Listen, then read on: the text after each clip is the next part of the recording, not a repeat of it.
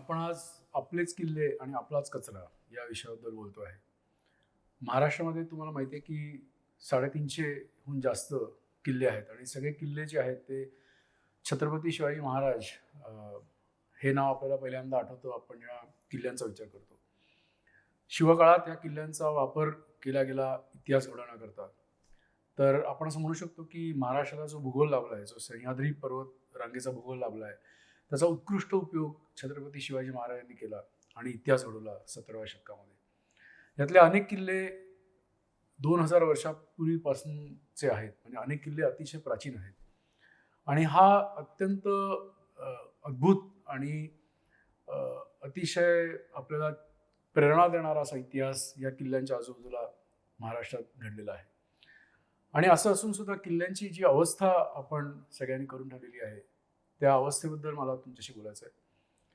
म्हणूनच आपल्या आजच्या विषयाचं नाव आहे आपलेच किल्ले आणि आपलाच कचरा.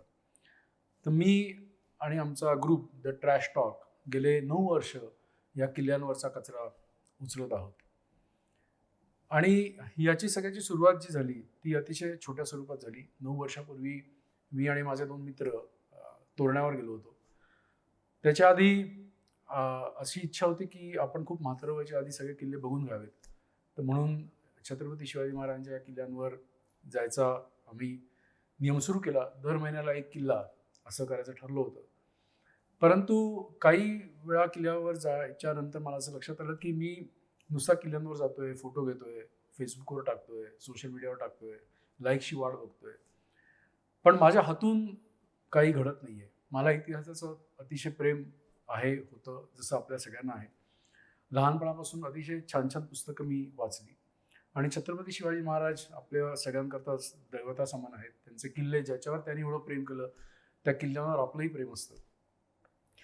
मी भारताला याच्या आधी एक 20 वर्ष अमेरिकेत राहिलो होतो आणि बाहेरच्या देशांमधून फिरलो होतो आणि बाहेरच्या देशामध्ये त्यांच्या हेरिटेज स्थळांची जशी व्यवस्था ते लावतात आणि त्याच्या अगेन्स्ट आपल्या इकडे जो आपण खूप त्याच्या जिथे घाण करतो ते मला दृश्य खूप खुपायला लागलं आणि मला असं लक्षात आलं की सामान्य माणूस म्हणून मी काय करू शकतो, तर सामान्य माणूस म्हणून मी तो कचरा साफ करू शकतो. तर म्हटल्याप्रमाणे तोरणा किल्ल्यांवर आम्ही गेलो होतो तिघं आणि तो घरातून जाताना आमच्या कचऱ्याच्या पिशव्या नेल्या घरातून आणि तो कचरा पहिल्यांदा साफ केला. आणि शिवाजी महाराजांच्या किल्ल्यांकरता काहीतरी एक छोटंसं काम केल्याचं समाधान मला लाभलं. त्याच्यानंतर दर महिन्याला 1 किल्ला असं आम्ही करत राहिलो आणि दरवेळेला आम्ही जायचो आणि तो कचरा उचलून आमच्याबरोबर परत आणायचो. आता या समस्येचं स्वरूप काय आहे, तर मी काही एक्झाम्पल तुम्हाला देतो. राजगड किल्ला जो आपण म्हणतो, जी स्वराज्याची राजधानी असं आपण म्हणतो रायगडाच्या आधीची. त्याच्यावरती आम्ही एक 30-40 लोकांचा आम्ही ग्रुप घेऊन गेलो होतो.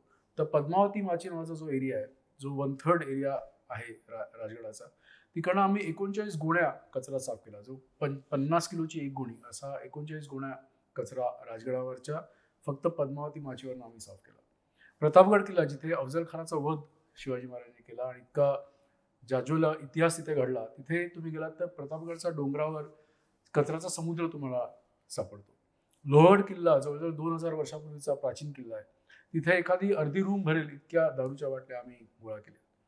सिंहगड किल्ला जो पुणेकरांचा आवडता किल्ला आहे, तिथे आम्ही कारच्या रोडनी वरती जाताना दर 10 फुटावर एक दारूची बाटली अशा प्रमाणात दारूच्या बाटल्या गोळा केल्या. त्याच्यामध्ये गरिबाची दारू होती, श्रीमंताची दारू होती, मध्यमवर्गीयाची दारू होती आणि बिअर पार्टीच्या खुणा होत्या, जळलेले बिअरचे कॅन होते. कोरीगड किल्ला जो आहे कोरीगड, तिथे आम्हाला बिअर पार्टीच्या अशाच अनेक खुणा सापडल्या.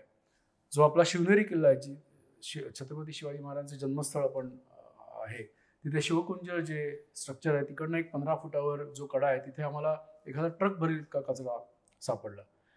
तर अशी अवस्था आपल्या सगळ्या किल्ल्यांची आहे आणि ही अवस्था बघून आम्हाला खूप वाईट वाटलं आणि म्हणून हा 9 वर्ष हा प्रयत्न आम्ही करतो आहोत. या कचऱ्यामध्ये प्लास्टिकच्या पिशव्या असतील, प्लास्टिकची बुचं असतील, तंबाखू, पान सुपारीची पाकिटं असतील, फेकलेल्या चपला असतील, दारूच्या बाटल्या असतील, अशा सगळ्या प्रकारचा कचरा असतो. प्लास्टिकच्या पिशव्यामध्ये अन्न बांधून टाकलेलं असतं. असा सगळ्या प्रकारचा कचरा आम्ही गोळा करतो आणि आमच्याबरोबर घेऊन येतो. तर हे आम्ही एक 9 वर्ष चालवलं. त्याच्यानंतर आम्हाला असं वाटलं की अवेअरनेस याचा पसरवायला पाहिजे म्हणून आम्ही सोशल मीडियाच्या थ्रू लोकांच्या पर्यंत पोहोचायचा प्रयत्न केला. आमची 25 मोहिमा जेव्हा आमच्या झाल्या तेव्हा पहिल्यांदा न्यूजपेपर्सनी आमची दखल घेतली आणि मग त्याच्यानंतर गेले अनेक वर्षात अनेक न्यूजपेपर आर्टिकल्स आमच्या कार्याबद्दल त्यांनी लिहून आणलं. रेडिओ चॅनल्सनी आमच्या अनेक वेळा मुलाखती घेतल्या आणि याच्यामध्ये प्रयत्न असा होता की आपण समाजापर्यंत पोहोचत राहिलं पाहिजे. त्याच्याहून मग त्याच्या पलीकडे जाऊन आम्ही शाळा, कॉलेजेस, सोसायट्या याच्यामध्ये जाऊन लोकांशी बोलायला सुरुवात केली. या विषयाबद्दल प्रेझेंटेशन द्यायला सुरुवात केली. किल्ल्यांचा इतिहास काय आहे आणि आजची त्याची अवस्था काय आहे हे आम्ही मांडायला सुरुवात केली.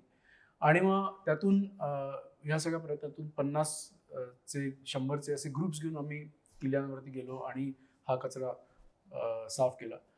तर ह्याच्यामध्ये म्हणजे व्हॉलंटरी कामाचं महत्त्व आहे, कारण व्हॉलंटरी कामामध्ये तुम्ही जेव्हा ते काम स्वतः करता तेव्हा त्या कामाला महत्त्व असतं आणि तेव्हा तुम्ही त्या विषयाबद्दल तळमळीने बोलू शकता. दुसरं असं की आम्ही जेव्हा किल्ल्यांवरती जातो आणि कचरा गोळा करतो तेव्हा अनेक पालक आपल्या विद्यार्थ्यांना सांगतात की अरे बघ काका कचरा गोळा करतात तर तू टाकू नको, किंवा शिक्षक विद्यार्थ्यांना सांगतात की हे बघ हे गोळा करतात तर तू टाकू नको. त्याच्यामुळे आपण जेव्हा असं काम करत असतो तेव्हा आपण इतरही माणसांना आपल्यात समाविष्ट करत असतो आणि लोक आम्हाला तिथे जॉईन होतात कचरा गोळा करायला. हे आम्ही वारंवार बघितलेलं आहे आणि त्याच्यामुळे व्हॉलंटरी कामाचं महत्त्व आहे आणि अवेअरनेसचं महत्त्व आहे. आपण प्रिंट मीडिया असेल, सोशल मीडिया असेल, रेडिओ चॅनल्स असतील, याच्या थ्रू आम्ही समाजापर्यंत पोचायचा प्रयत्न केला. परंतु याच्यात तिसरं अंग जे आहे ते सरकारचं अंग आहे, कारण आपले गड किल्ले असतील किंवा या सगळ्या ज्या पुरातन वास्तू आहेत त्या शेवटी सरकारी डिपार्टमेंट त्यांना बघत असतं, त्यांची देखरेख करत असतं. तर मला असं वाटतं की कुठल्याही एक तुम्ही जेव्हा सोशल वर्क हातात घेता तेव्हा तुम्हाला जर तुम्ही सरकारबरोबर काम करू शकलात तर त्याला एक प्रकारचं तुम्हाला एक रिझल्ट ओरिएंटेड काम करता येईल असं मला वाटलं.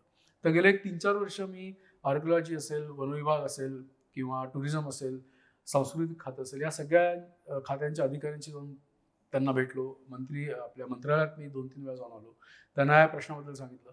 मला अतिशय चांगले अनुभव हे सगळे IAS ऑफिसर्स, डिपार्टमेंट हेड्स यांचे आले आणि त्यांनी ॲक्च्युली आमच्याबरोबर काम करून आमचा डेटा बघून काही ठोस निर्णय घेतले. काही एक्झाम्पल तुम्हाला मी देऊ शकतो. शिवजयंतीला जी आपल्या शिवनेरी किल्ल्यावरती 10,000 15,000 लोक येतात आणि डिग्निटरीज येतात आणि आम्ही त्याच्या दुसऱ्या दिवशी जातो, कारण त्या 10-15,000 लोकांनी खूप कचरा तिथे करून ठेवलेला असतो. तो साफ करायला आमच्यासारख्या अनेक संस्था तिथे जातात. तर एकदा तिथे गेलेलो असताना आम्हाला तिथल्या सरकारने केलेल्या डेकोरेशनचा इश्यू लक्षात आला की ते नॉन डिग्रेडेबल मटेरियलचं केलं होतं आणि ते कॉन्ट्रॅक्टर ते सगळं मटेरियल दरीत टाकत होता. तर ते ह्या सगळ्या अधिकाऱ्यांच्या लक्षात आणून दिल्यानंतर मग त्या वर्षापासून त्यांनी झेंडूची फुलं, सुती दोऱ्या असं डेकोरेशन करायला सुरुवात केली. त्यांनी दारूबंदीचा जो कायदा आहे, किल्ल्यावर दारू पिऊ नये लोकांनी, हा कायदा महाराष्ट्रात करायला लागतो हे दुर्दैव आहे, परंतु हा कायदा त्यांनी आणखी कडक केला. त्याच्या आधी आमच्याशी त्यांचं बोलणं झालं होतं. आमचे किल्ल्यांच्या कचऱ्याचे फोटो आणि ती अवस्था बघून त्यांनी काही प्रमुख किल्ल्यांवरचं नाईट कॅम्पिंग बंद केलं. हा एक कठोर निर्णय त्यांना घ्यायला लागला. तसंच शिवनेरी किल्ल्यावर जुन्नरच्या वनविभागाने एक चौकी लावली, चेकपॉईंट लावला आणि तो किल्ला त्यांनी प्लॅस्टिक फ्री करून दाखवला. तर असे अनेक चांगले निर्णय अधिकाऱ्यांनी घेतले आणि म्हणून मला अतिशय चांगले अनुभव आले हे मला इथे सांगावंसं वाटतं. आणि मग 2024 साली युनेस्कोचं वारं व्हायला लागलं. म्हणजे आपले गड किल्ले हे विश्व वारसा व्हावेत किंवा युनेस्कोमध्ये त्यांना नामांकन मिळावं म्हणून आपल्या सरकारने प्रयत्न सुरू केले. त्याच्यामध्ये आपले archaeology, state archaeology, central archaeology, सांस्कृतिक खातं ह्या सगळ्यांचा खूप मोठा भाग आहे.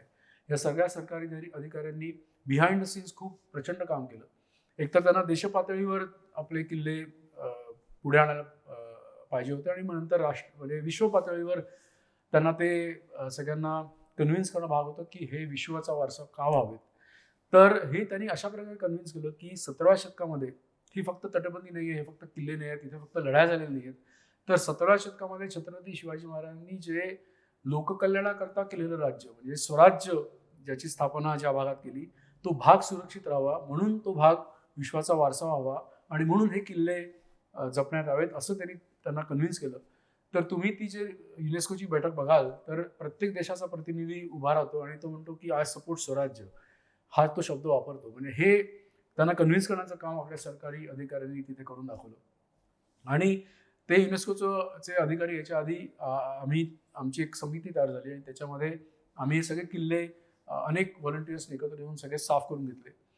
त्याच्याचबरोबर किल्ल्या खालच्या गावातल्या राहणाऱ्या गावकऱ्यांच्या आम्ही बैठकी घेतल्या, कारण हे युनेस्कोचे लोक जे येणार होते त्यांना फक्त किल्ले बघायचे नव्हते, तर त्या किल्ल्यांचं आपल्या समाजात काय स्थान आहे हे जाणायचं होतं. आणि म्हणून ते त्या गावकऱ्यांच्या बैठका घेऊन त्यांना त्याच्याकरता आम्ही प्रिपेअर केलं. आणि जेव्हा ते अधिकारी आले तेव्हा माझं सद्भाग्य की मी लोहगडावरती हजर होतो आणि मी त्यांच्याशी बोलू शकलो की हे किल्ले विश्ववारसा का व्हावेत.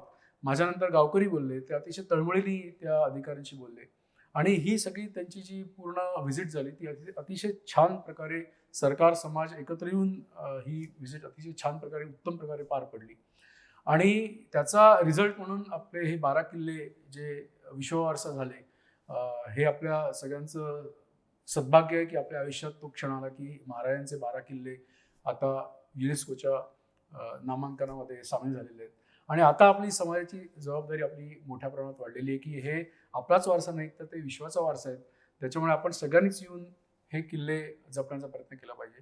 मी काय म्हणतो की कचरा जो असतो हा एक प्रातिनिधिक, हा सरफेस लेवलचा इश्यू आहे. त्याच्या खालची मानसिकता जी आहे ती आपल्याला जाणून घ्यायला पाहिजे की हा कचरा आपण का करतो.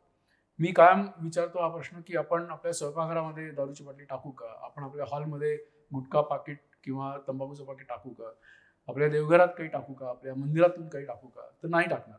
का? कारण ही स्थळं पवित्र आहेत, ही स्थळं जपायची असतात, हे आपल्याला लहानपणापासून शिकवलं गेलेलं आहे. जर असं असेल तर आपण किल्ल्यांवर कचरा करतो याचा अर्थ आपण काय घ्यावा. आणि हे कचरा करणारे लोक महाराष्ट्रातलेच आहेत, ते कुठल्या मंगळावरनं आलेले नाही आहेत. त्यामुळे आपणच हा कचरा महाराजांच्या गडावर करतो याची आपल्याला लाज वाटायला पाहिजे असं मला वाटतं. असंही नाही की इतिहासाची आवड नाही, म्हणजे ऐतिहासिक सिनेमा आपल्याकडे धो चालतात, कोटी कोटीचा बिझनेस करतात, परंतु तो इतिहास त्या ज्या ठिकाणी झाला ती ठिकाणं आपल्याला जपता येत नाहीत. आणि मी काही तुम्हाला एक्झाम्पल देईन की सिंहगडावरती जे तानाजी मालुसरांचं युद्ध झालं, जो तानाजी कडा आहे, तिथे त्या स्थळावरच आम्ही दारूच्या बाटल्या, पानसुपारीची पाकिटं गोळा केली. राजगडावरनं जिथनं हा संग्राम महाराजांनी ज्या ज्वाळेची वाट बघत महाराज पद्मावती माचीवर थांबले होते असं आपण इतिहासात असतो, त्या पद्मावती माचीवरच आम्ही एवढ्या मोठ्या प्रमाणात कचरा गोळा केला. तर तो इतिहास ज्या ठिकाणी झाला ती स्थळं आपल्याला जपता आली नाहीत. आणि मला असं 9 वर्षाच्या एफर्ट नंतर असं वाटतं की अनेक लोक असे आहेत की त्यांना त्या इतिहासाची काही घेणं देणं नाही आहे. ते त्या डोंगरावरती जातात, ते इंस्टाग्रामचे रील्स बनवतात, ते सोशल मीडियावरती टाकतात, ते भजी खातात, ते पावसाचा आनंद घेतात, इतरही चाळे करतात, परंतु त्यांना त्या स्थळाशी, त्या इतिहासाची काही घेणं देणं नाही. अशा लोकांपासून आपल्याला किल्ले जपायचे आहेत. आणि आता ते विश्व वारसा झाल्यानंतर आपली सगळ्यांची जबाबदारी वाढलेली आहे. तर मला सगळ्यांना अपील करायचं आहे तुम्हाला की आपण सगळ्यांनी मिळून आपला इतिहास, आपली ऐतिहासिक स्थळं जपूया. तेच खरं आपल्या शिवाजी महाराजांना आपल्यातर्फे एक वंदन राहील. थँक्यू.